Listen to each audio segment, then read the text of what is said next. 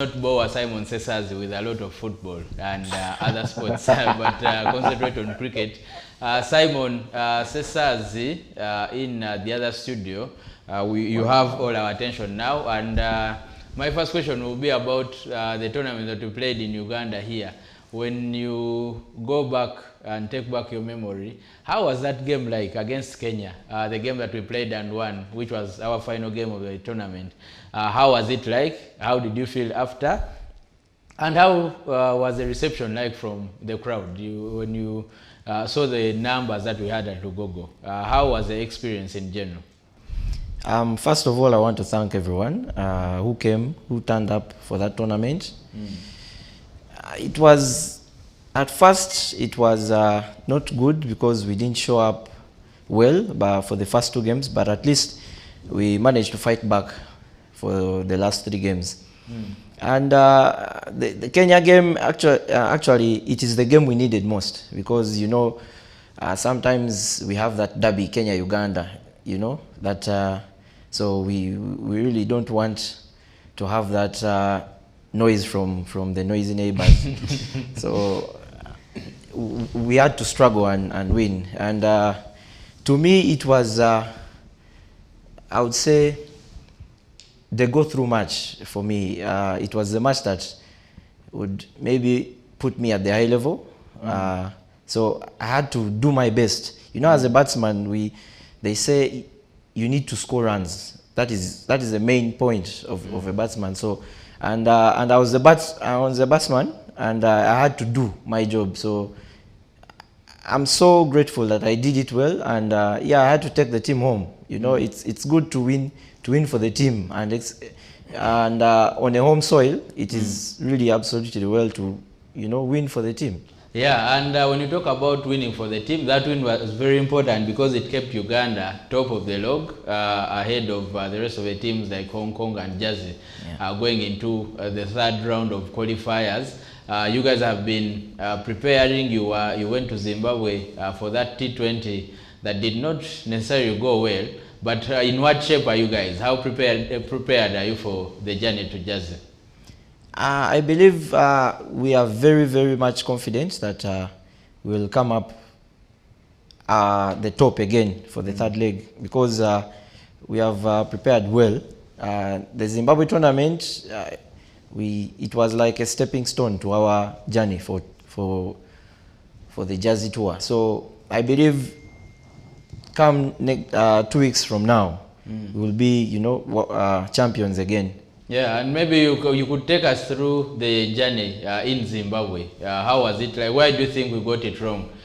Because of course the target was to qualify for the World Cup and we did not get there. Where exactly do you think the problem was? I believe the teams were very tight. And yeah, we went like an underdog, but still, you know, we had to fight as hard as we can. So the only thing that they did well was they really outsmarted us. They thought a bit more than us, you know.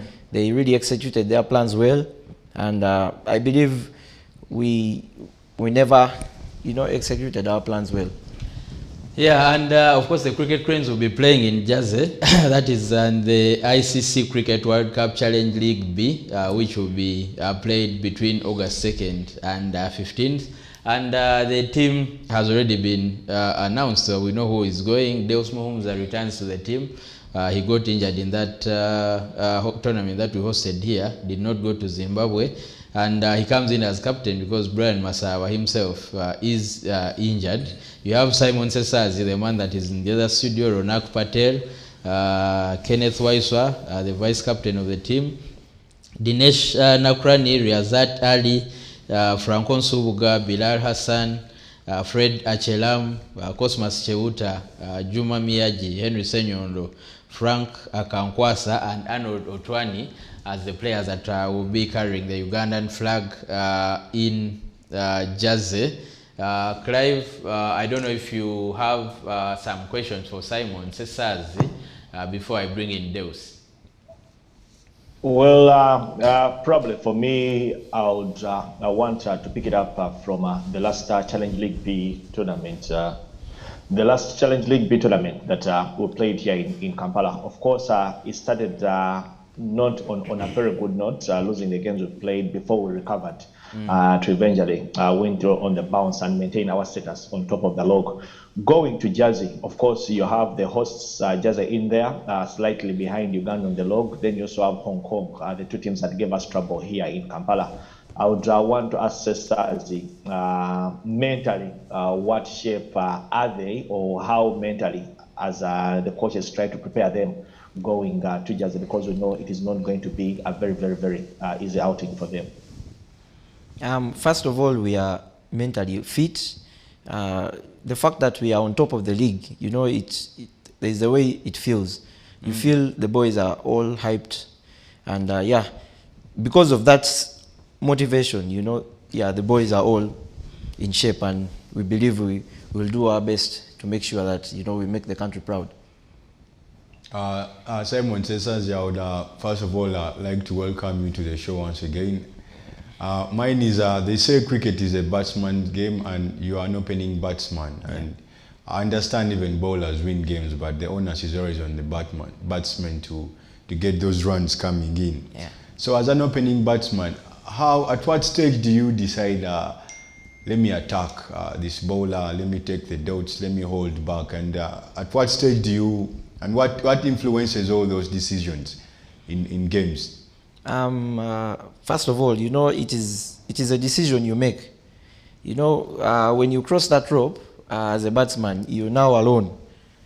You and the ball and the fielders and the umpire, you know, you're one against like 17 or 12 in the cricket ground. So it is the decision you take as a batsman. You know, sometimes some batsmen can decide to, you know, take on the bowlers from the first ball. But as me, first of all, I need to first assess where are the weak points, where are the weak fielders, where are the, you know, what is the circumstance, where is the wind going, where is the short boundary. You know, as a batsman, you need to know those small things before you attack the bowler. You know, sometimes you take a risk where necessary. So as a batsman, you need to make sure before you attack any other bowler, make sure at least you know some of those things. Where is the weak fielder? Where is the short boundary? Where is the wind going? Is the ball swinging? You know, is the wicket hard? If I go through it, will it go as fast as I can? So only those small things that matter when taking on a bowler. Yeah, maybe Simon, I'll ask you the question that I put to the head coach of this team. Where do you, when your captain wins the toss as the opening batsman, what decision do you want him to make? Would you rather go in first and put up the runs, or do you want to come later on and chase? Because to be honest, our hearts are not very tough when Uganda are chasing. So I don't know what is the easiest decision for you as the opening batsman of the country. You know, sometimes as the batsman, I need to first assess the wicket before even the captain tosses.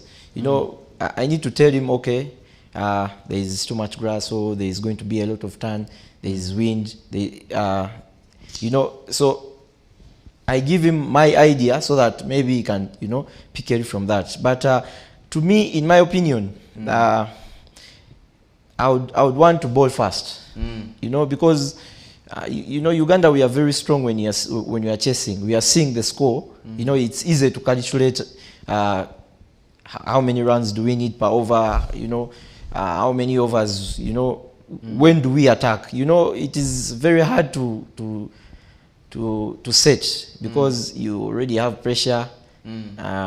Yeah, but to me, I would want to chase. Okay, and maybe the picture that you are seeing on your screen is that of the team that has been selected. I would ask you about Deus Muhumuza. He got injured in the last time out here in Kampala, and now he returns as the captain of the team. Of course, that means you do not have Brian Masaba. First of all, how much did you miss Deus Muhumuza in Zimbabwe, and what does he bring to this team?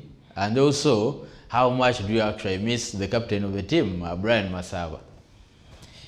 I would say we really missed Deus, because Deus is a guy who really gives confidence to the people. He makes sure that you don't have pressure when you're going to bat or when you're bowling. There's a way he pumps you up as a bowler, as a batsman. So we really missed that situation. And in Zimbabwe it was a do or die situation. Sometimes we could go into pressure times, and Deus is a guy who really comes us down in the pitch as when we're fielding. So that was the small thing we really missed. And I believe as he comes back as a captain, he has a chance to take on every player, give everyone the confidence that they need. Yeah, and it's sad we are going to miss Masawa. He has been a very nice guy to us. He's one of the top fighters we have, the most fast guy in fielding, in batting. He has his techniques, and he brings the runs on board. So I believe we will miss him a lot. Yeah, and maybe before I cross to Deus, you are one of the youngest players on this team, of course, alongside players like Juma Miyaji, Cosmas Cheuta, and you guys. I want to ask, how is it like to play with someone with the experience and age of Franco Nsubuga? What is it like for the younger generation? It's tough, but it's interesting. Sometimes when you're a youngster, there are decisions you don't take, but you really want to listen to the old guys, take in as much as you can. But it's interesting that it is the time to show that you really can do something for the team. When a youngster comes into the team, some people talk a lot. Oh, what is he going to do? Oh, this and that. Can he really contain the pressure? But it's between you and maybe the people who have selected you. They know really the job you're going to do, and it is very nice to see that most of the youngsters that have been given opportunities to come onto the big boys side, they have really done well and they have executed. So that is the way to go. I'll give you two big ones here. Looking at the team heading out to Jersey, number 12 there is Henry Senyondo, who happens to be your brother. Maybe how much influence has he had on your career? And then what joy does it give you maybe when you're fielding and you look aside next to you and you see him there and you guys are playing together? What joy and what kind of satisfaction does it give you? Maybe a third one, you've talked about the pressure that comes with joining the team as a young player. How do you manage the pressure and the expectations that the selectors have in you? First of all, when you're a youngster, there's a lot you really want to do for the team.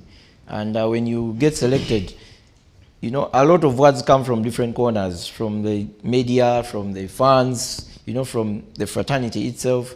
So it is a lot of work. But the good thing with me is sometimes I don't take emotions when I'm going to have a cricket game or I'm selected. In cricket they say it is fine to fail, but it's not fine to fail every time. Sometimes you learn lessons. So I believe it's tough, but when you're on the team, you're on the team, and when you're doing your best, that is what the selectors need. And yeah, when they assign you to do a role, if you do it best, however much you're young or old, that is it. And I really feel proud when I'm playing with my brother, because he has been there for me. At one stage, I really wanted to quit, but sometimes he used to tell me, never give up, do this, do that, do this, do that. So I feel proud whenever I'm playing with him. And the funny bit is, whenever I'm going to bat, every time I'm going to bat, is the first guy who tells me that, okay, this is your job. I've done my job as a bowler. It is now your time to do your job. So only that small sentence makes me feel comfortable when, you know, I'm playing with him. Yeah, thank you so much, Simon Sesazi. That's really insightful for the viewers out there. But maybe finally we go to Jazzy with hope of actually getting ODI status. So when you look at cricket in Uganda and everything that is happening around, right now the cricket oval is not really accessible if you're going to play cricket there because of concerts. When you look at all these factors, do you think Uganda is ready for ODI status? Yeah, I think we are ready. I believe even if we don't have facilities right now, but I'm sure if we manage to acquire the ODI status, you know, it will be easy for us to get more and quality, you know, facilities. We might not have them here, you know. There are some teams that really have ODIs and they don't play from their home, you know. So it might take time for us to, you know, have quality fields because they are all taken up by concerts and stuff. But I'm sure when we get ODI status, yeah, I believe we'll get our home. Maybe as a player, what do you think obtaining that ODI status would do for Uganda cricket? It will do a lot. It will change our lives, not only ours, but the generations that are coming. You know, all players will be, you know, having a better life, and more games will be coming, more opportunities, more exposure. So it will be a lot of interesting times when we get ODI status. Yeah, okay. I want to cross to Clive now for his. If you have one final question for Simon Sesazi as we plan to sign out.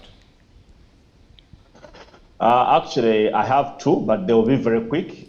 First of all, Simon Sesazi, we would need to know from you, why of all people did you choose Arthur Chobe as an idol? Then the other would be the other would be, what's the feeling like hearing the phrase Simon Sesazi, Uganda's opening batsman? I mean, not that every day gets the opportunity to be Uganda's or you. I mean, you're in the same line as the president of Uganda. Uganda has many batsmen, but you're the opening batsman of Uganda. So tell us why Arthur Chobe fan idol, and how does it make you feel to hear that phrase? Arthur Chobe is a guy who, you know, I liked his style. I liked, you know, his flexibility, his hard work, you know, short selections. Like, everything was okay with him. So, and he's a guy who used to talk to me almost every time, you know, because I was a fellow left-hander. So he used to come and, you know, tell me experiences. Every game he plays, he tells me, okay, this is what I did. This is what I did wrong. Make sure, you know, you try to maneuver here and there. Every situation you get, make sure you know how to get through it. So he's a guy that really inspired me to, you know, start opening the batting. And yeah, it is really mind-blowing. You know, there's a time I really wanted to be the best in Uganda, but I never believed that, you know, it will come as early as this. So I thought, you know, I would be in my, let's say, late 30s. That's when I will be one of the best. But it is very nice to be at the top now, you know. And in cricket, it is very important to use the chance you have when you really still on the peak, because at one stage when the form goes, it is, you know, terrible. So I feel very, very proud, and I feel proud that the country is all on me, and, you know, it's a responsibility that I take, and, you know, yeah, it's my job. I'll do the best for my country. Thank you so much, Sesazi. Maybe finally, do you have a favorite partner on the wicket? Someone that, when you look at all the players, I know you probably don't want to single out, but do you have a favorite partner on that wicket? When you're batting? When I'm batting, every partner is is my favorite because I've actually batted with all of them. I've batted with Roger, Zephyr, Otwani. I've batted with Rodak. Almost all the guys in the group, I've really batted with them, and I know their strength. I know their weaknesses. So I believe each partner I get, I know where to and how to work with him. So every partner I go with. Yeah. Thank you so much. The toughest bowler you faced? Toughest bowler, like locally, internationally. Yeah, Locally, there's a guy called Tabi. Tabi. That was a terrifying bowler I've ever faced, because at one stage he bowled me out, and I was really scared. Okay, thank you so much, Simon, and thank you, Deus, thank you, Clive. We'll definitely have you here a lot more. You're still a young man and you have a lot of cricket to play, so we expect to host you a lot more often. Thank you so much, and we cannot go past this. We'll be back with the CTV Sports Dish tomorrow with Deus and Clive joining us virtually. Have a good afternoon.